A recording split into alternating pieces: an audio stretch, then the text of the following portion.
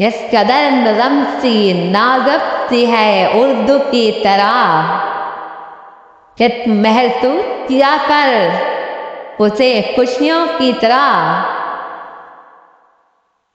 وہ ذرا سی بات پر برسوں کے یارانے گئے، وہ ذرا سی بات پر برسوں کے یارانے گئے، لیکن اتنا تو ہوا کچھ لوگ پہچانے گئے۔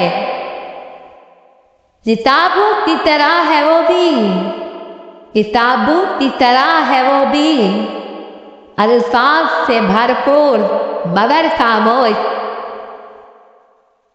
شاعری ہے سرمایہ چند باذوق لوگوں کا،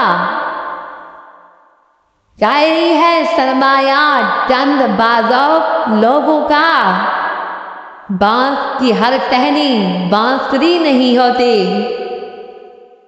جن کی شاعری میں ہوتی ہیں سچکیاں،